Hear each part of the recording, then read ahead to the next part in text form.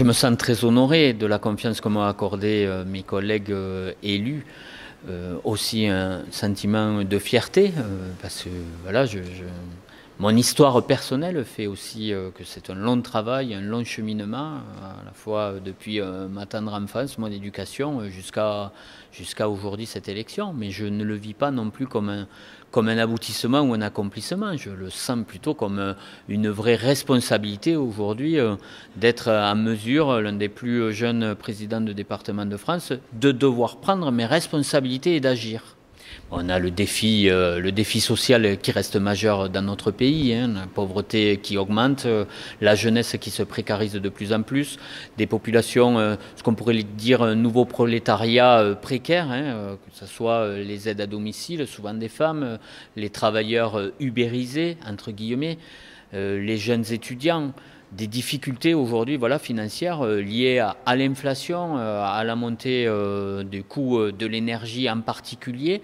Ce sont des préoccupations majeures sur lesquelles on va devoir innover.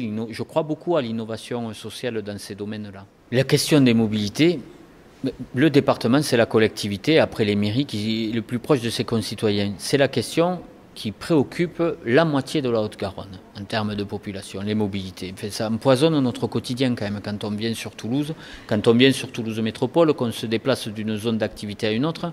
C'est un cauchemar parfois. On perd beaucoup de temps, c'est une préoccupation majeure qui asphyxie Toulouse et les habitants de Toulouse Métropole, mais qui aussi donne le sentiment de relégation, d'abandon parfois, à celles et ceux qui perdent quasiment 2h30, 2 heures, 3 heures de leur vie dans des bouchons et dans des transports. Donc il y a cette préoccupation, elle me préoccupe, à titre personnel, individuel d'abord. Et je crois qu'une collectivité comme celle du département de la Haute-Garonne, qui a sa puissance financière, sa capacité d'investissement, sa capacité d'endettement, on doit devoir se poser cette question-là. On ne peut pas laisser passer aujourd'hui ces difficultés et se dire bon, mais ça sera plus tard et d'autres qui devront le régler. Je ne dis pas que c'est le département qui doit se saisir de cette question.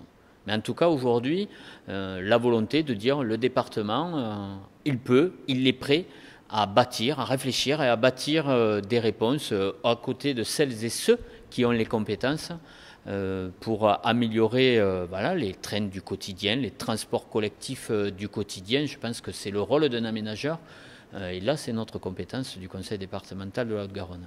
Je crois que une administration aussi puissante et aussi grande que celle du conseil départemental, il faut donner de l'agilité à un moment donné, il faut simplifier des procédures. Et pour ça, il faut mettre en responsabilité des gens. Ce n'est pas un homme seul dans un bureau qui peut piloter autant de services publics, autant d'agents déployés sur tout le territoire, 7000 agents, 400 sites. Ça ne se préside pas seul. Voilà. Il y avait déjà des vice-présidentes et vice-présidents en responsabilité, mais je crois qu'on peut aller encore plus loin.